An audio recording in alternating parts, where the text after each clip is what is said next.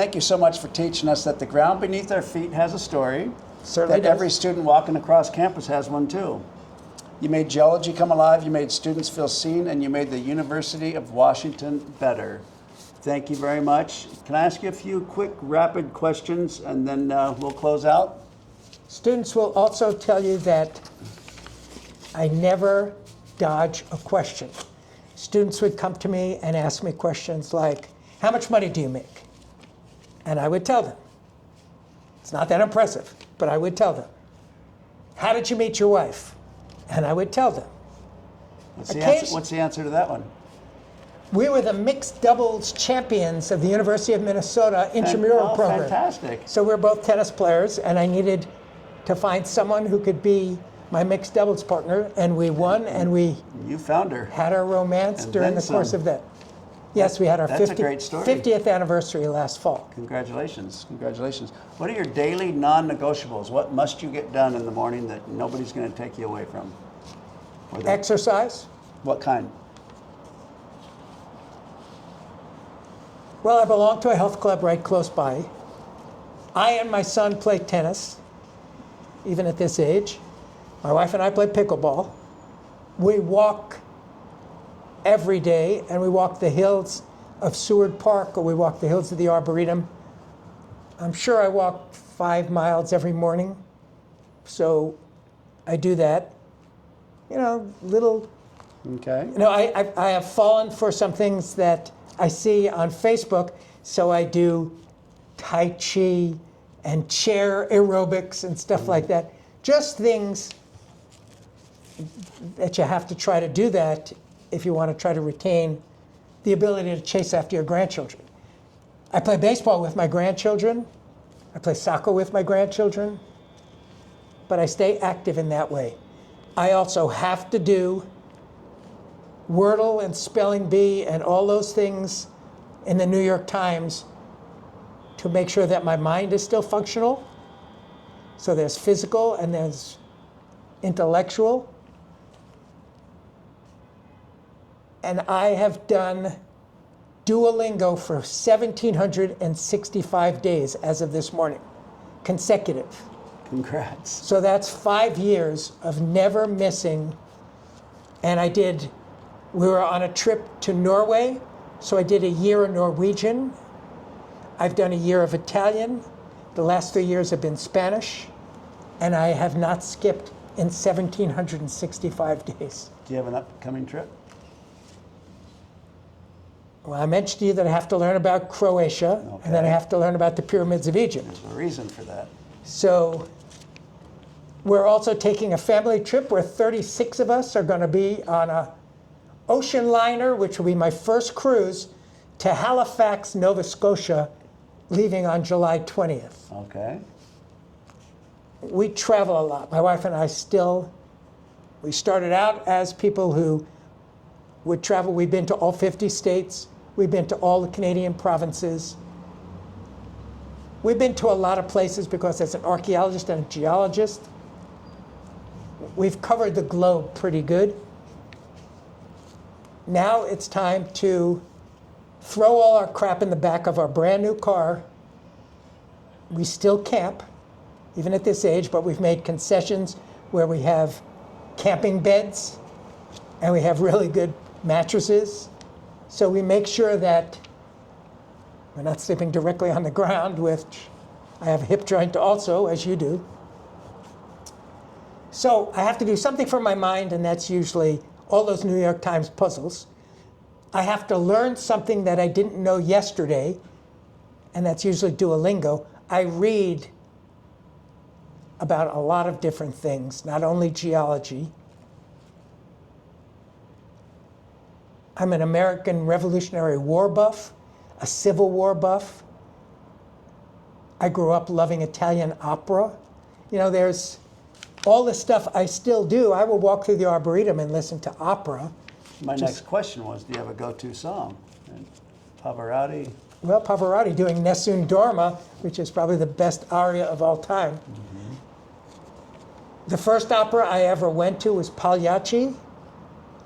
And I used to be a singer. And I used to be actually pretty good.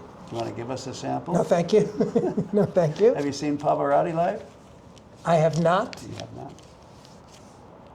but I have been to Carnegie Hall and been to lots of opera growing up. A question that you did not ask, which was on your initial little line of things, although you did ask it, but I think I might have dodged it. My family was in the music business. We owned the first record store in Brooklyn, New York.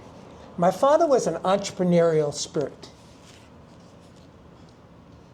We owned the first coin laundry because he came back from World War II and he realized there were a lot of these veterans.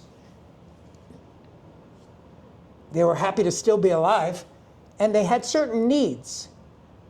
They might not have had the resources to buy a washer and dryer. They might be renting a little apartment somewhere in Brooklyn and they needed to wash their clothes. So he created the first coin laundry.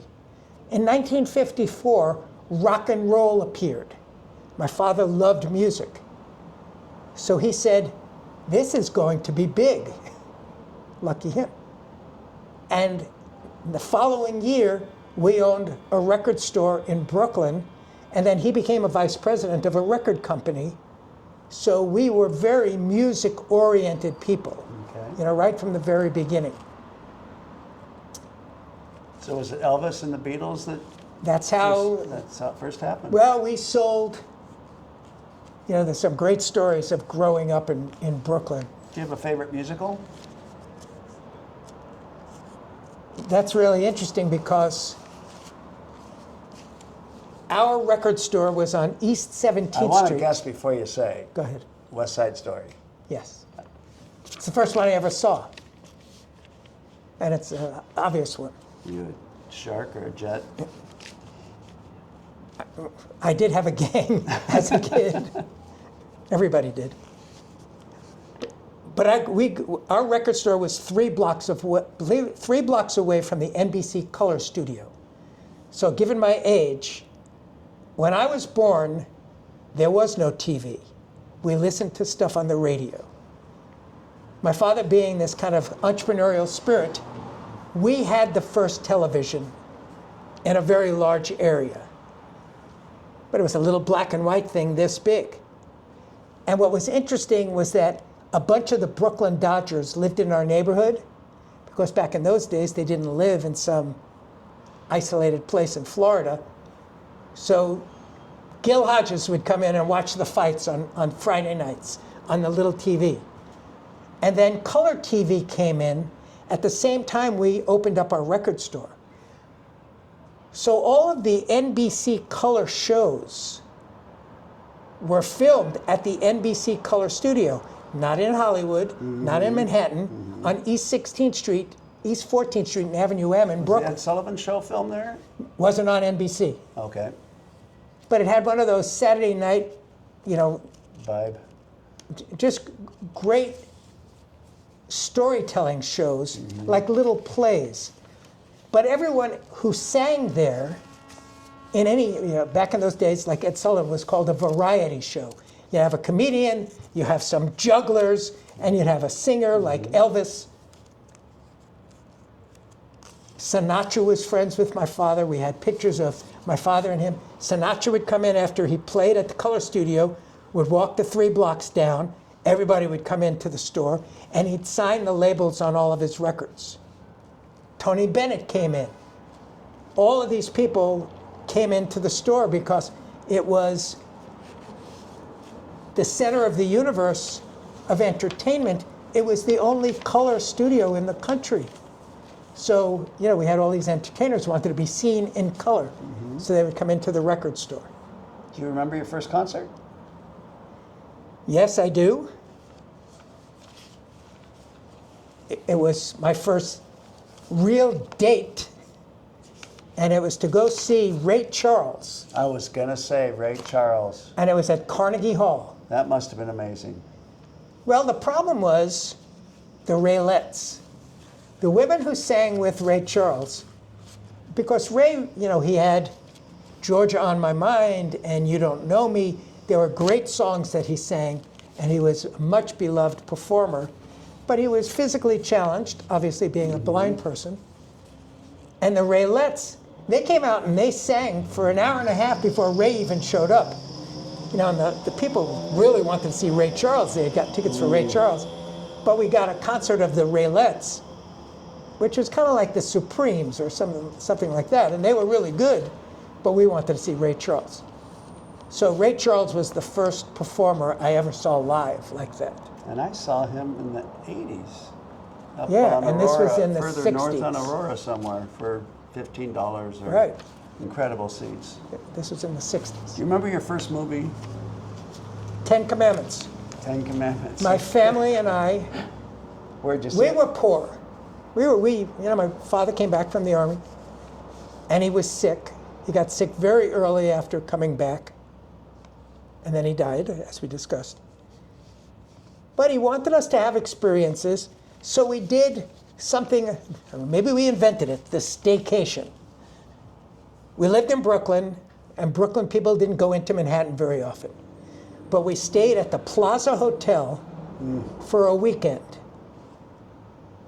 And we went to the opening of the 10 Commandments, which was almost a 4-hour movie, which had an intermission. So you watched the first half of the movie, you went and got popcorn, went to the bathroom, and you came back and watched the second half of the movie. I don't think they do that anymore. No. And it had special effects. I don't know if you've ever seen the movie The 10 Commandments, but there's a scene where the ocean parts. Okay. And the Israelites are fleeing the desert, and the Pharaoh's army is following them into the ocean, and the Israelites get out, and then the Red Sea closes on all of the bad guys. My eyes were this big. I mean, this was a level of special effect that had never been seen before.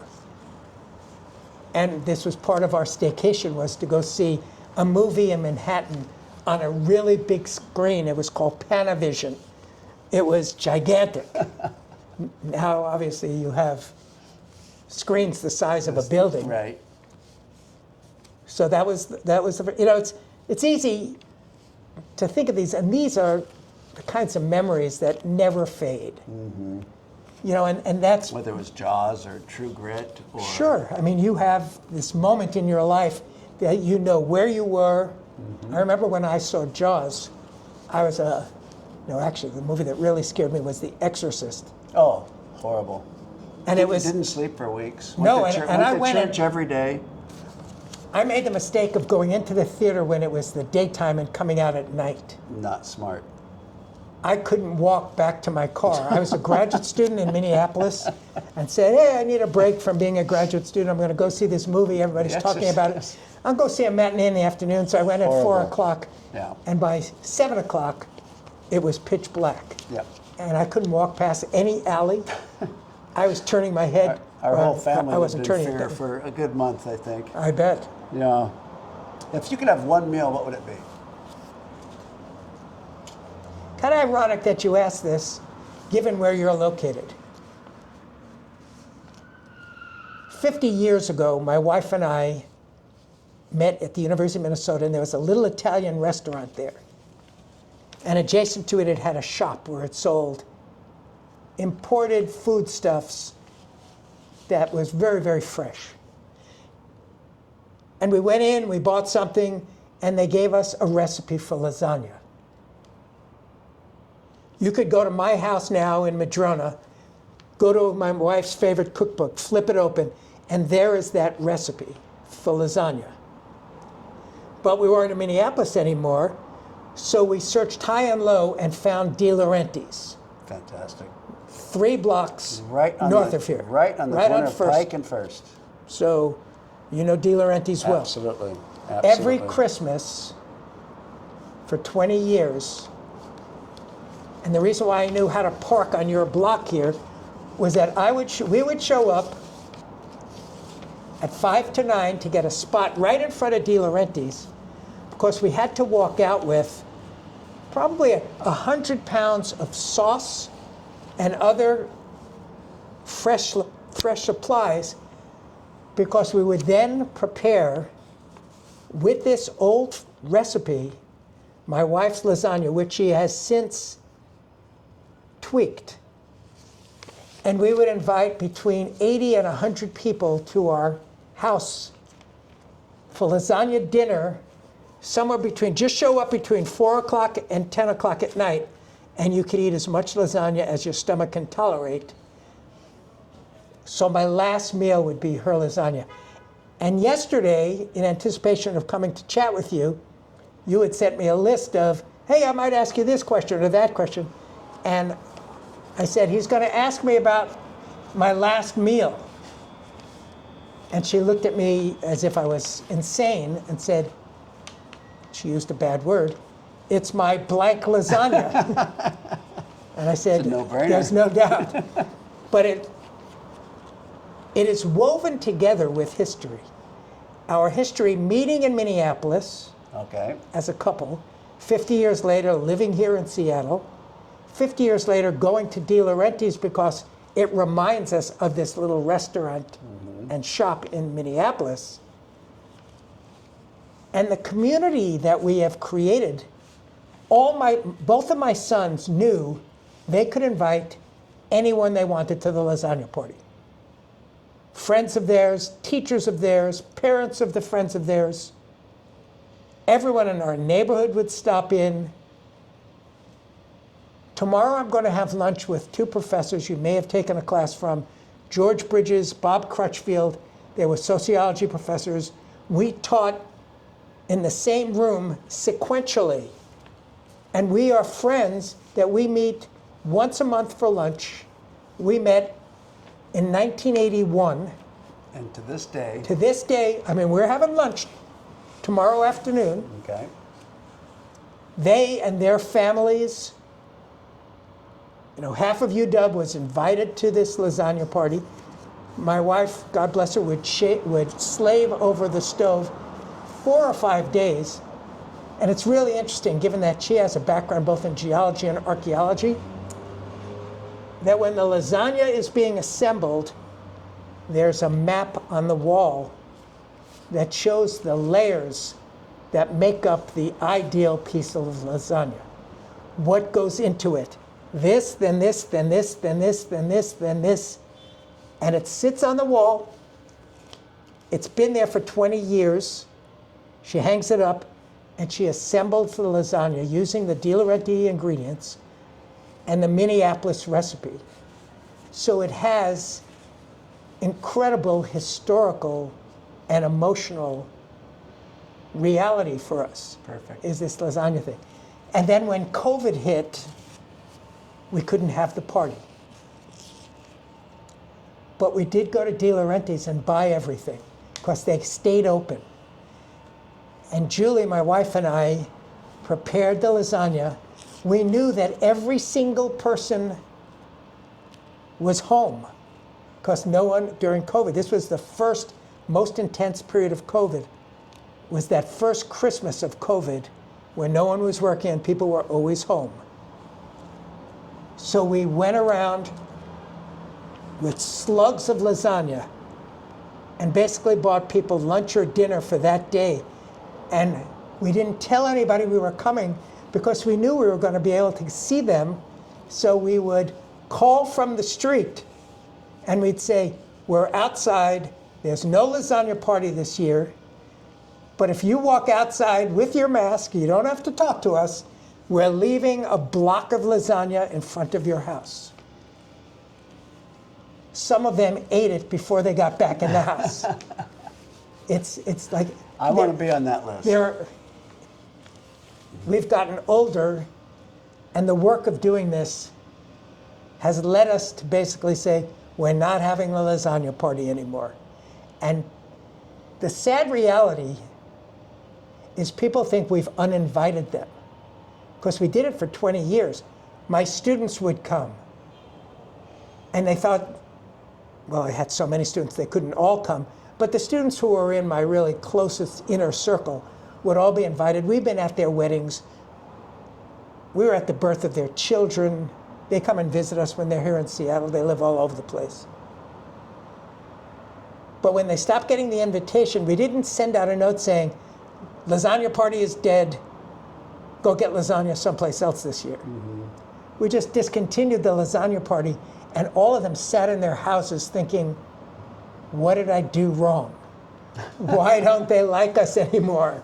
How did I no longer get hopefully invited? we can clear that up. When we had our anniversary, we invited almost all of those people. So we had this 50th anniversary. We had the greatest tailgate at the University of Washington. Dubs the dog came. The alumni band came. Coach Hart, Coach Tormey. We had all of these people from various parts of our lives came to our tailgate, which was on close to Red Square, just down the hill from Red Square. The helmet car came, and I have pictures of the scoreboard with the announcement that Stan and Julie are 46-year season ticket holders for the Huskies, and they are celebrating their 50th anniversary. We had 150 people sitting with us at the game. So think how woven our life is. You know, you're a Husky guy. I'm looking around your room, and clearly you're a Husky guy with a great love affair with the university. Both of my kids are graduates of that place. Both of us worked there for 40 years. And our community springs from that place also. And there's a lesson embedded in that for young people. Connect. Build a community. Sustain that community. Invest in that community. Your time and your treasure. Sometimes it's just money, sometimes it's you're volunteering. Both of us volunteer, like my wife is on the board of the Friends of the Waterfront. We are embedded in this community, which is not to say I wasn't rooting for the Knicks last night like a crazy man because I was a Knicks fan as a kid growing up. You don't leave that behind. You just build on it during your life. And these are lessons. One of the things that I did, and I did this for the last 25 years of my teaching career, after class, you're spent. You're exhausted from teaching, especially in a large class, which is more about performance than it is about the content. Your armpits are soaked. So I knew I would never get any of my own personal work done for the hour or two after class. So every class, I would meet either in the hub or in By George, the cafeteria, and I would tell students, I am going to be at this table. I will stay there until the last of you leaves, and we'll talk about 3 things. What I talked about in class, so that you're clear and you could get a great grade on the midterm. What you're interested in about geology and science, because that's what I do, and I want you to be curious. And the last part is what you're interested in at all. And I will stay there talking with you about the movies we saw this weekend, the TV shows that we watch, my personal life, your personal life. We'll have these types of conversations. They would go on for hours. And during the course of these conversations, I would try to impart to them stealthily life lessons. And one is invest in your community. Build a community wherever you live. You may stay in Seattle, you may live in Arizona, you may live in California, you may move to New York. Don't capitulate to the fact that you didn't grow up there. Make it your own place. But don't forget where you grew up. You know, come on back. We want to see you when you come back. Our backyard is filled with my former students the entire summer because they come back to Seattle to visit their families. They bring their children. We don't throw out any of our children or grandchildren's toys, so they're still getting used. So there's an awful lot to learn about life, and it's not just geology. And therein lies the difference, and I gotta wrap this up, I guess. The difference between some physics professor who was a physicist from the day he was born, a biologist who was a biologist from the day she was born, and me who was never a scientist until that day in May of 1970 that a switch got thrown and I decided this was what I wanted to do. That enables me to have those 3-hour conversations in By George with students about what movies we're going to see and what music we like. Because I'm not only focused on geology, but we do talk geology first and second, but then we get to everything else after. When you arrive at the pearly gates, what do you want to hear St. Peter say? I had this conversation with my wife because I'm a geologist, and geologists are not really religious people in general. So I don't have a pearly gate image in my head, Okay. or a St. Peter waiting for me. What do you have in your head? What image? That is a wonderful question that no one can answer because no one's ever experienced it. No one's ever come back to tell us if there is a back. The reality is that 95% of the people in the world believe in God. Scientists struggle with the concept of God, the way the layperson thinks of God, someone who created heaven and earth, the first 7 days of the Old Testament of the Bible. Students will come to my class on the first day of class who are fundamentalist Christians, and they will say to me, "Loved your class today, dropping it later today.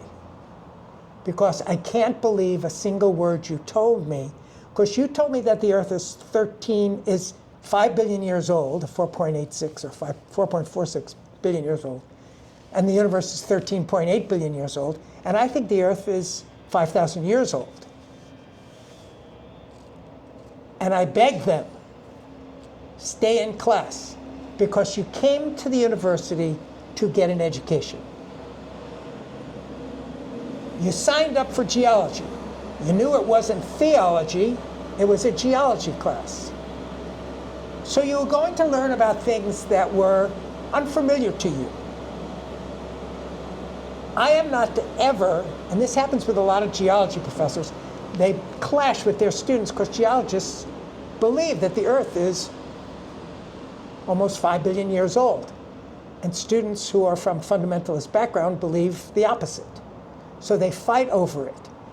And I say, you have your faith. And your faith tells you this. I celebrate and applaud your faith and how it affects your life. But I've studied this, and this is what I think about, and this is what I believe. So I don't have an image of a God who created the earth, or St. Peter who is greeting me on my last day, but I do have belief in energy. Okay. And I know that the universe had its origin with an enormous expenditure of energy, an expenditure of energy that you nor I can imagine. It's infinite. And by that definition, it's God. God is infinite. God is everlasting. God has always existed. God is all-powerful. People have an image of God. I have an image of energy doing all those very same things, being infinite, creating everything that we see. Every atom that's in your body existed at the Big Bang 13 billion years ago. Every single atom in your body is 13 billion years old. How did it come together to be Jimmy? You may say God did it. Biologists may say Jimmy's parents did it. Doesn't matter to me one way or the other. Are you curious about it? That's all that matters to me. Are you curious about it? Okay. If you're not curious about it, I want to talk to you. Do you have an imagination to accept that there's more than one explanation for things in the world? So what's your energy on your way out? What would you like your energy to be? Well, I have my whole day spread out in front of me. Okay. My wife will say that in retirement, I am the antithesis of her. I like having nothing planned today and see what today will bring. I know that I will walk out of this building.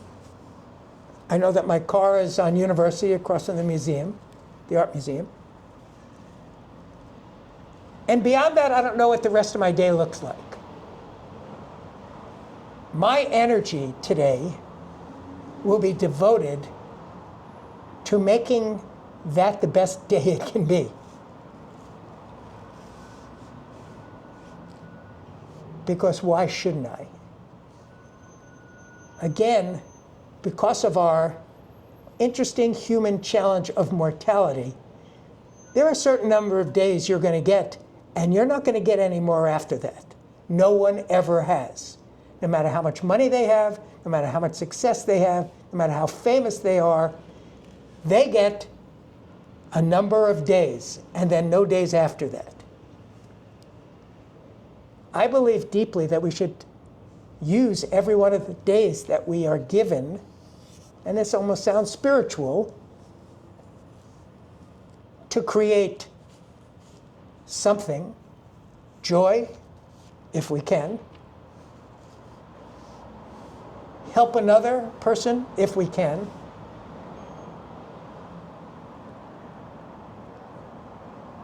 I've been working on a project recently that's creating a new college in the state of Washington. And it's largely for people who have not completed college yet. Most of them are adults.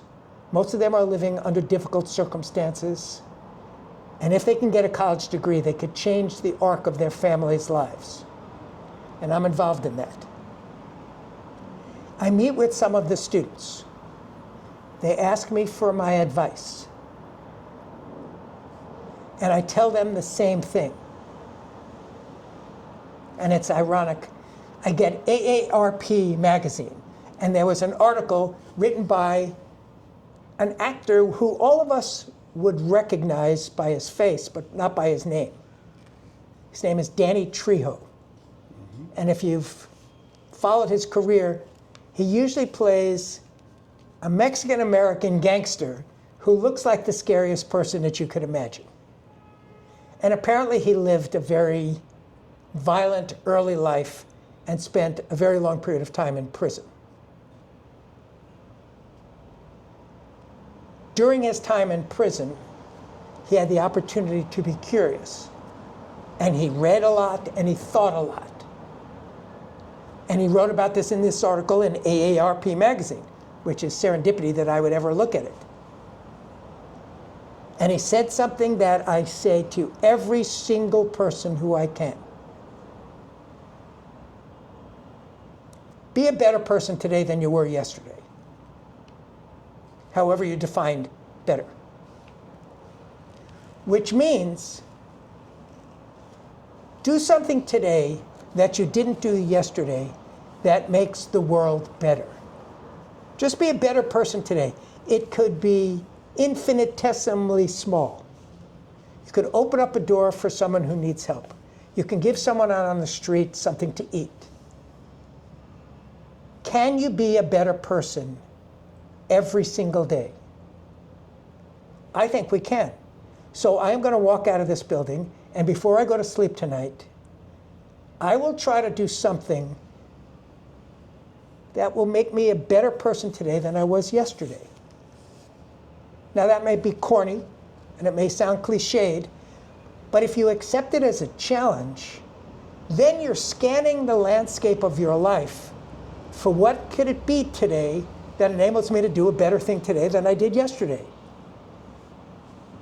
I can almost guarantee that you will never forget that I've told you that. And I can almost guarantee that you will see things in a different way and say, sometimes it's just picking up a piece of trash. I mean, I did that during COVID. I became known as the neighborhood cleaner guy. I went out every day because I wanted to get my walks anyway, and I cleaned the neighborhood. And then I would drive over to other neighborhoods of Seattle and clean those neighborhoods. And people would ask me, why are you doing this? And I said, well, it offends me that it's so dirty, and I'd like to convince every person who throws stuff on the ground to just carry it over there to that receptacle and dump it over there. But if they see me do it, maybe they'll do it. Mm-hmm. Can Jim Rogers be a better person today than he was yesterday? Absolutely. Probably in 1,000 different ways. That's my challenge. I think that's Two things. I think that's a great note to finish on. And be curious. And be curious. And be curious, or else I'm never going to talk to you again. Yeah. Gotcha. From the heart of Seattle, my name is Jimmy Rogers. This is Stan CHERNICOFF. Together we are the Downtown Dawgs. Thank you, Stan. My pleasure. Appreciate it. My pleasure.